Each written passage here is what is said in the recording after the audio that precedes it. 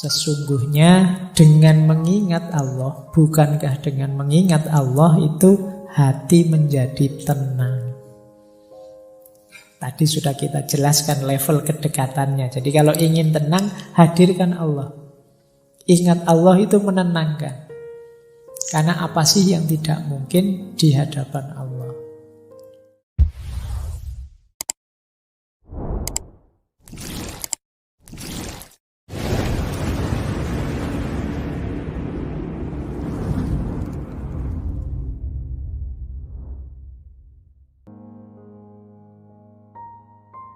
Assalamualaikum warahmatullahi wabarakatuh.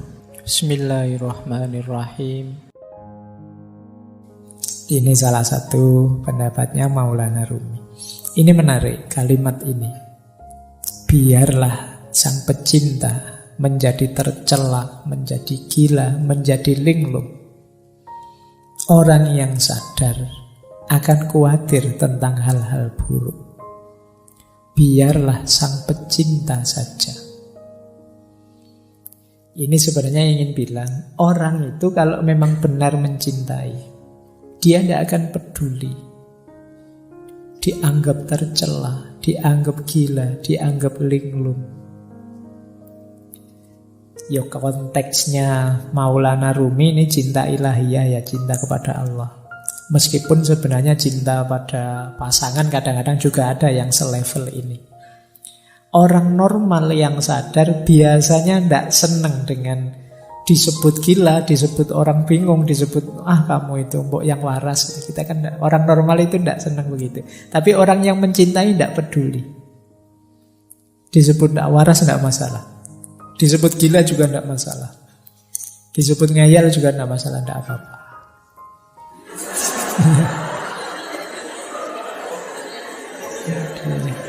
Ya. Oke. Baik, iya. Itu. Oke ya. Yang kesenggol langsung bunyi. Nah, baik, kita lanjutkan. Jadi tidak masalah bagi orang yang mencintai. Biarlah sang pecinta saja.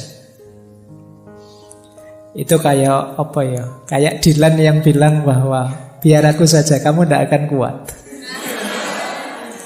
Jadi kata yang mencintai begitu. Sudahlah, tidak apa-apa. Untuk yang gila-gila, yang linglung-linglung, tidak apa-apa. Biar aku saja, kamu orang normal tidak akan kuat.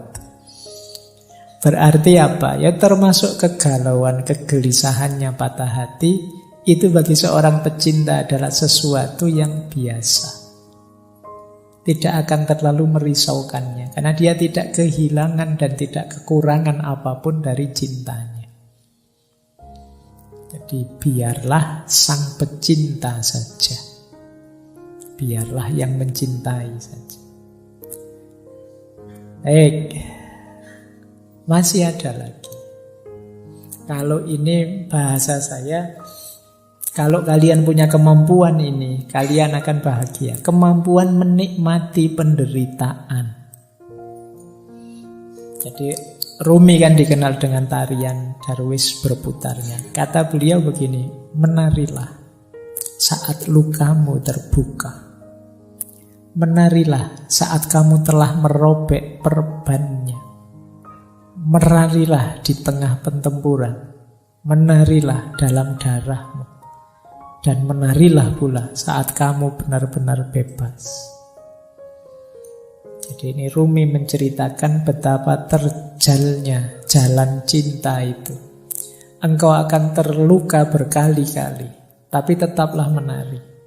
Menarilah di tengah pertempuran dan menarilah dalam darahmu. Meskipun pada akhirnya ketika kamu mampu menikmati segala penderitaan itu, engkau akan benar-benar bebas.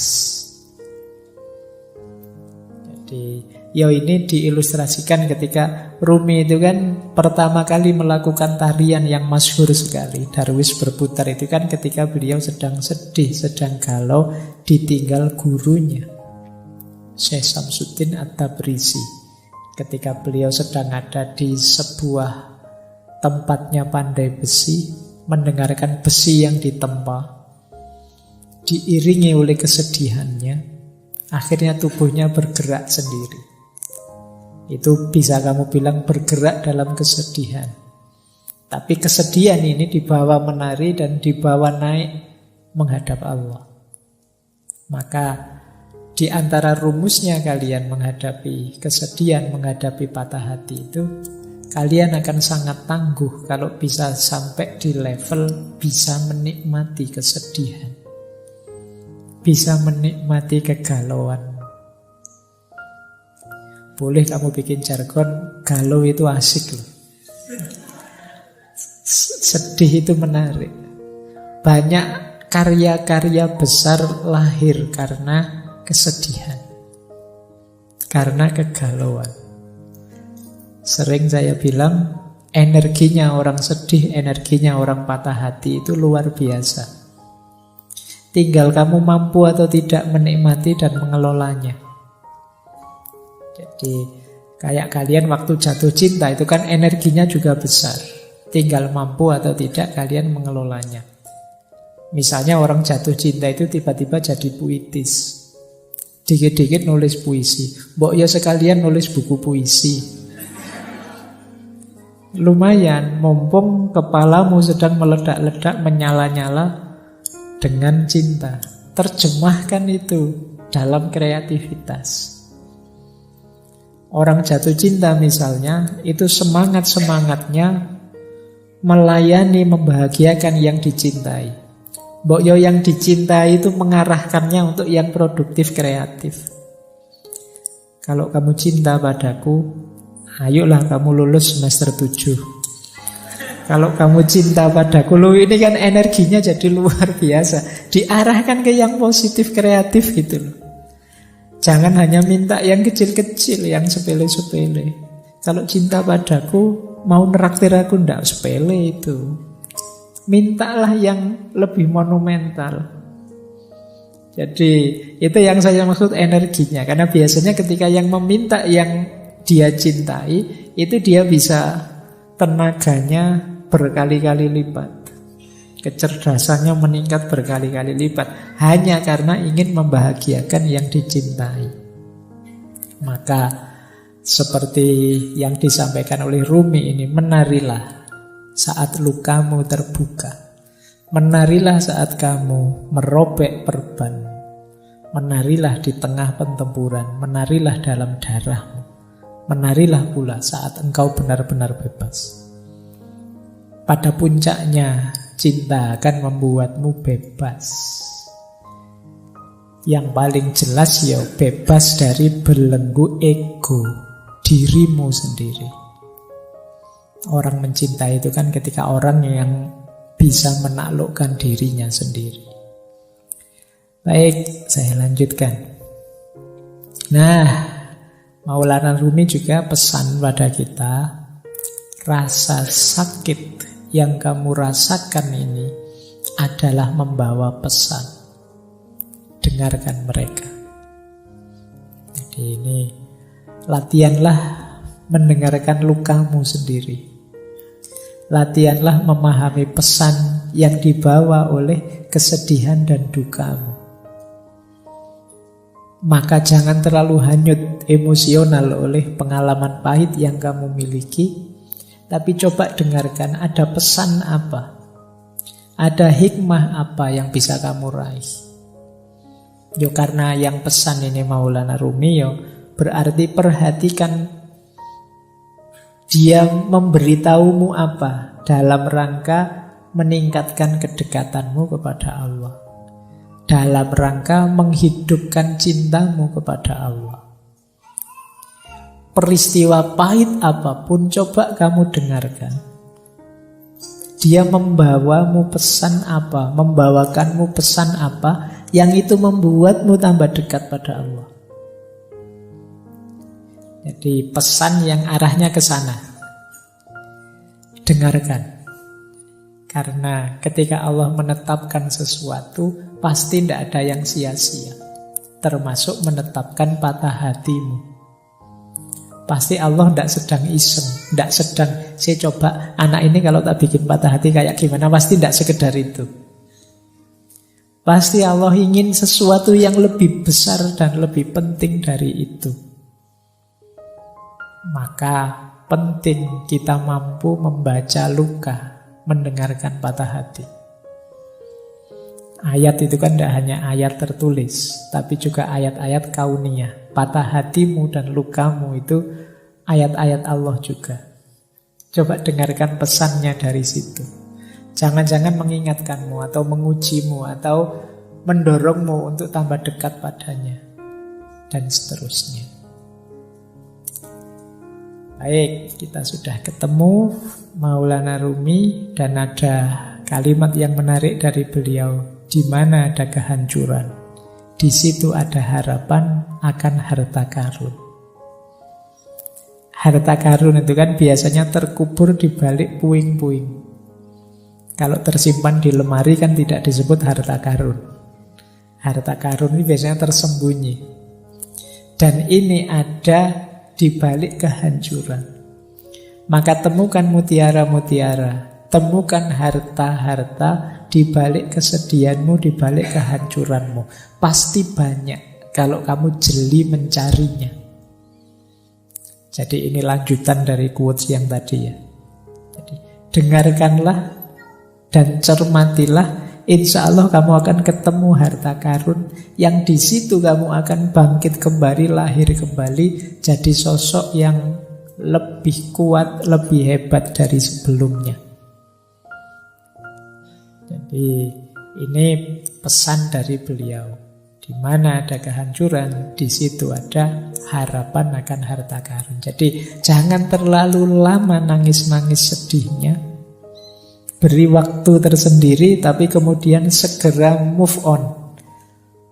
Bacalah kesedihanmu, dengarkan pesannya, carilah mutiara-mutiara di baliknya, terus lahirlah kembali jadi sosok yang baru yang lebih tangguh.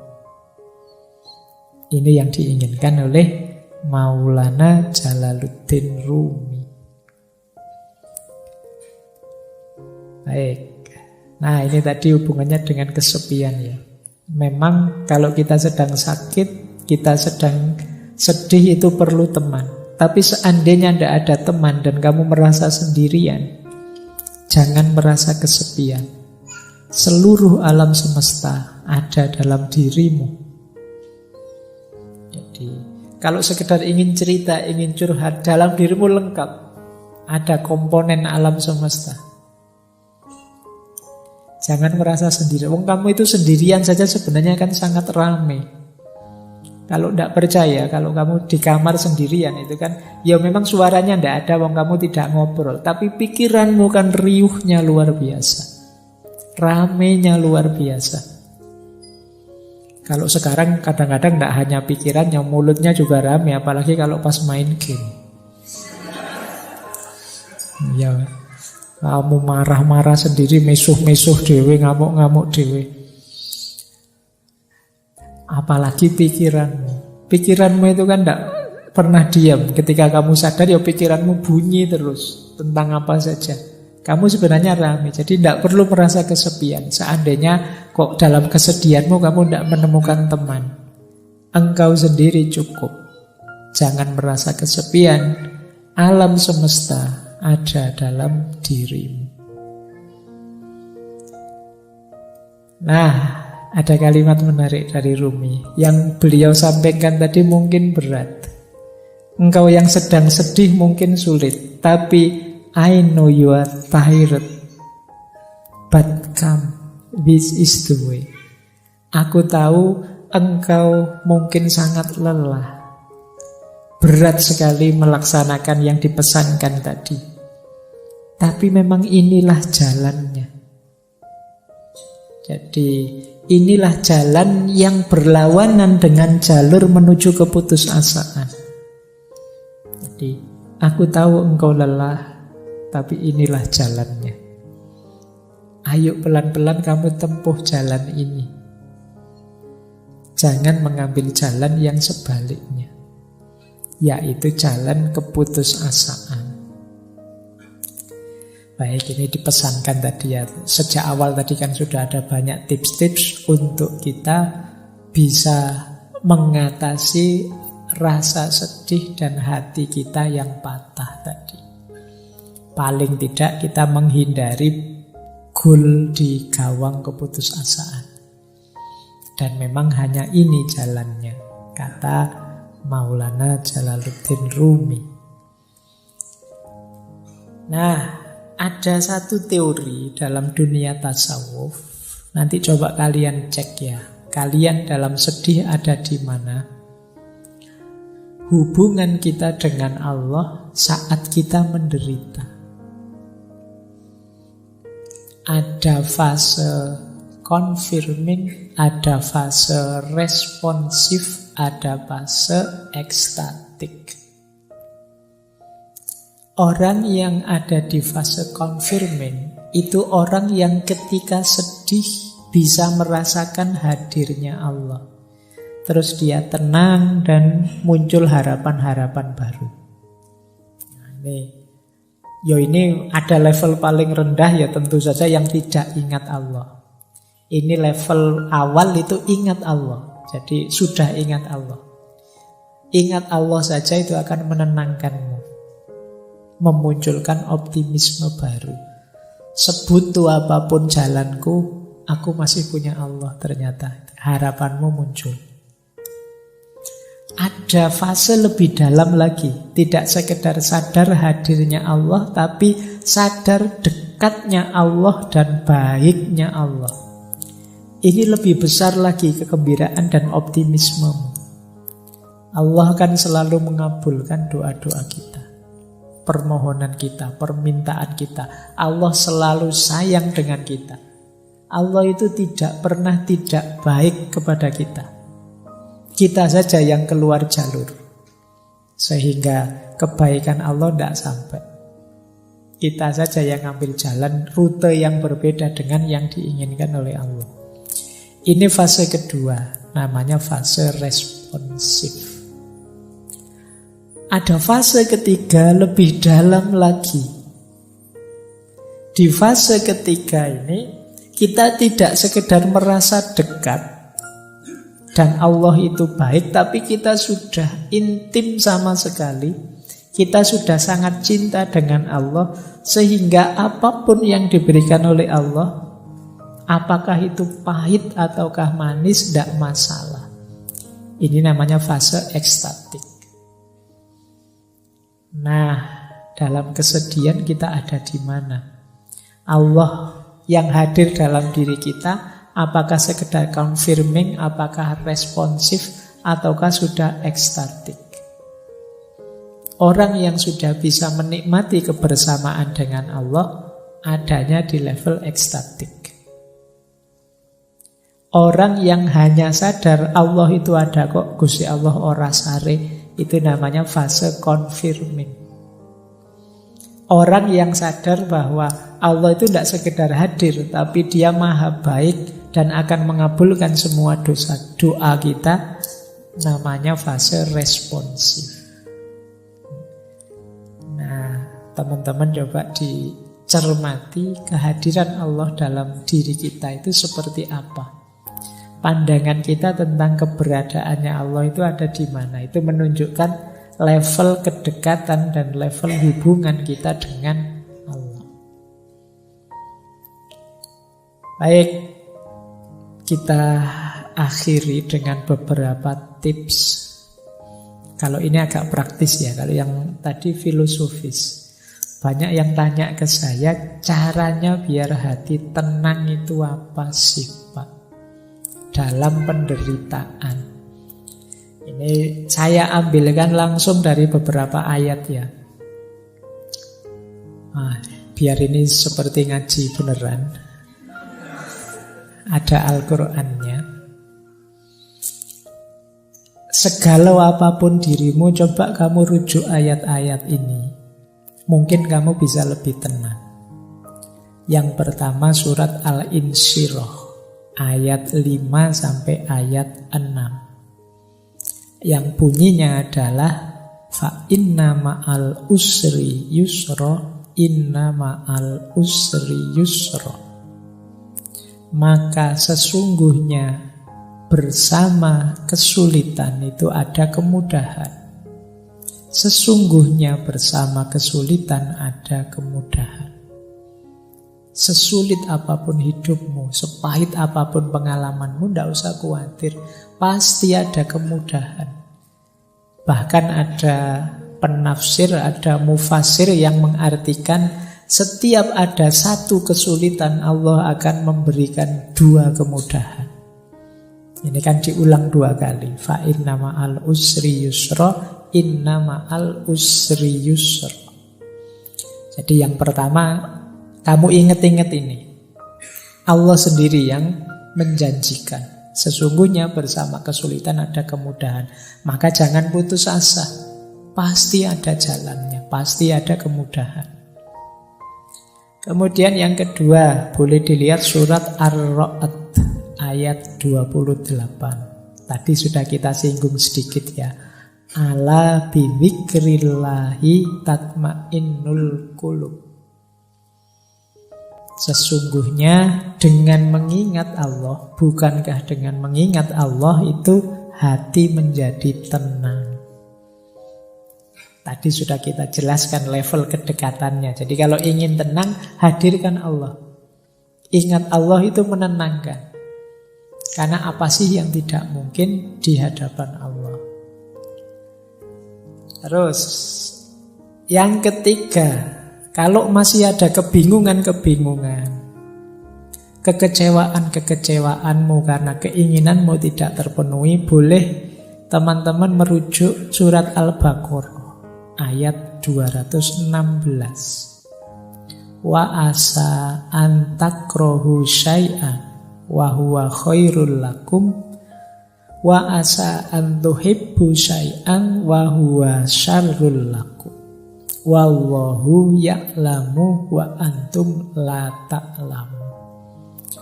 Jadi firman Allah, mungkin saja engkau membenci atau tidak suka sesuatu padahal itu baik untukmu. Dan mungkin juga engkau mencintai sesuatu padahal itu buruk buatmu. Allah lebih tahu, sedangkan kalian tidak tahu.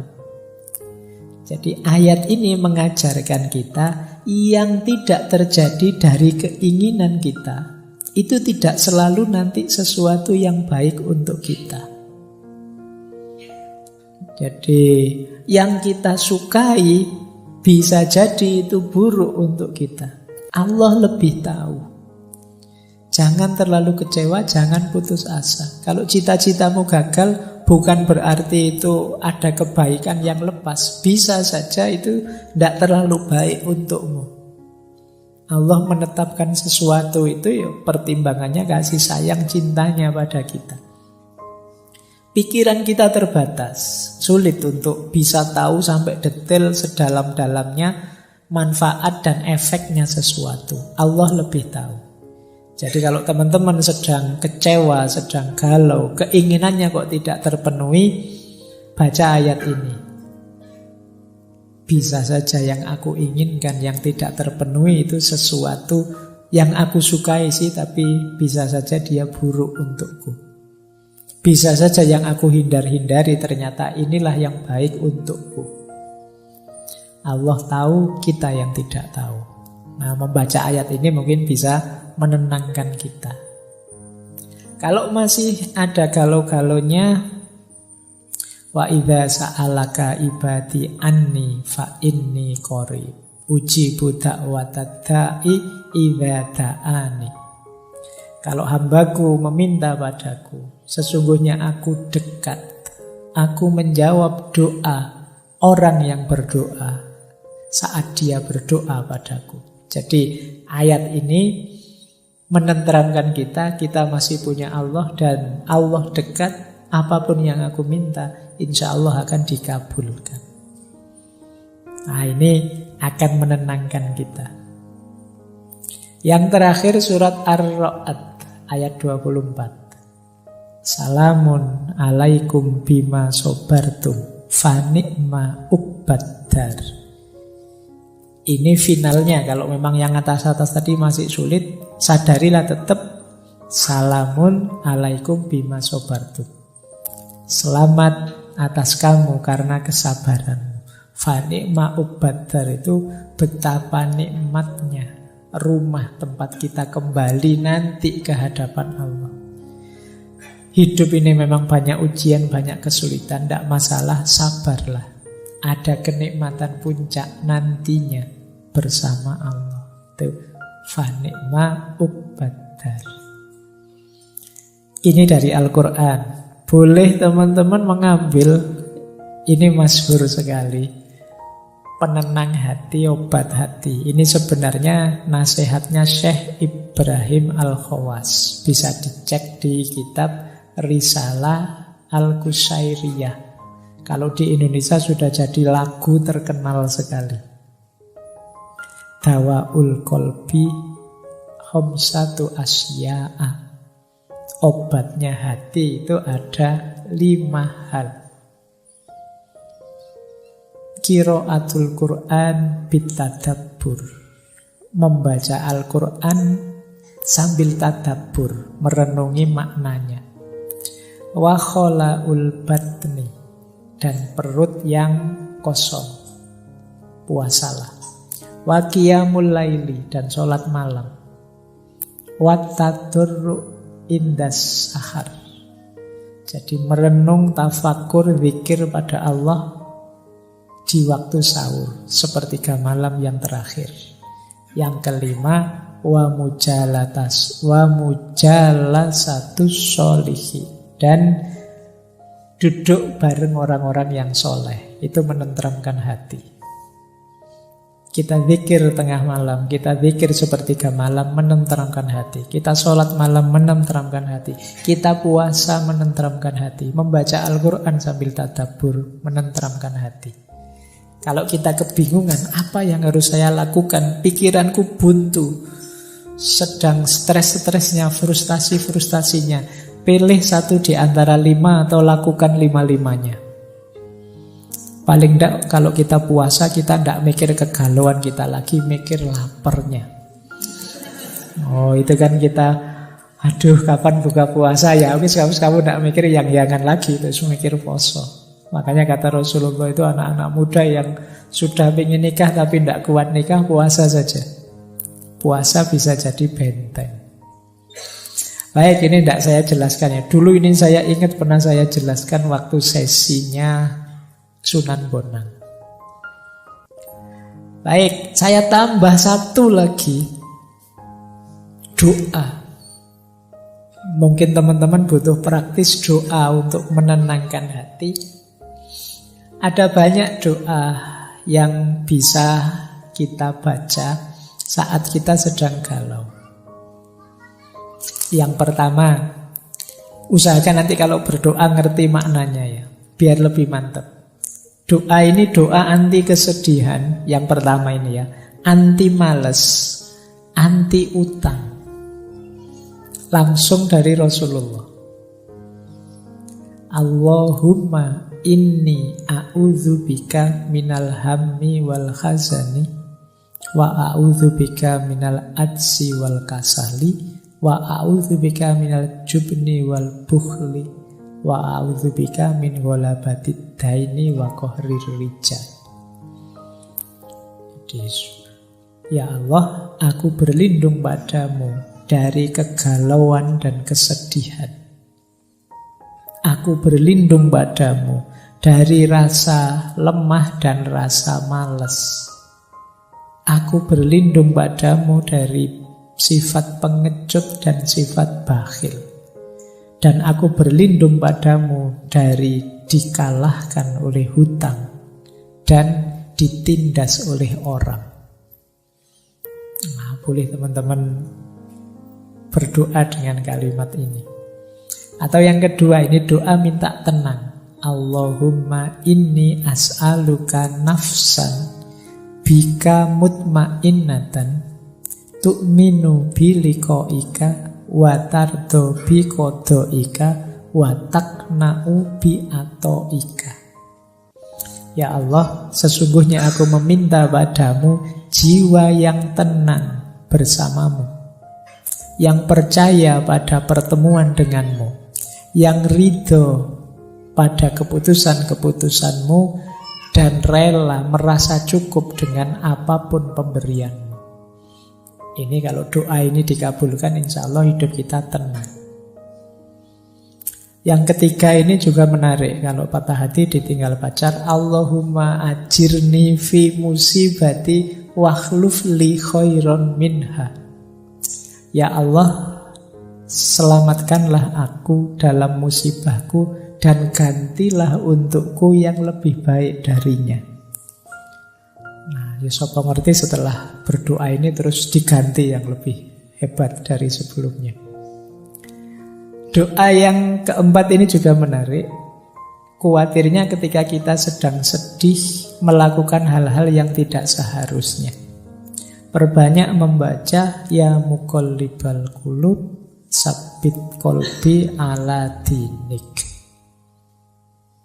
Kalau masih terasa sangat berat penderitaanmu, patah hatimu, Rasulullah itu sering menggunakan doa ini.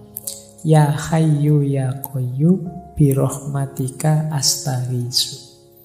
Wahai Zat yang Maha Hidup, yang Maha Tegak, dengan rahmatmu aku minta pertolongan.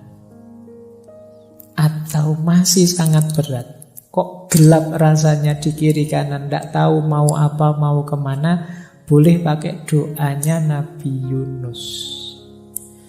Nabi Yunus itu kan mendapat ujian maha berat sampai ditelan oleh di laut. Nah, ini doa yang beliau baca. Jadi kalau teman-teman hidupnya stuck sama sekali, gelap sama sekali, tidak tahu mau kemana, boleh mengamalkan doa ini. La ilaha illa anta subhanaka inni kuntu minadz dzalimin.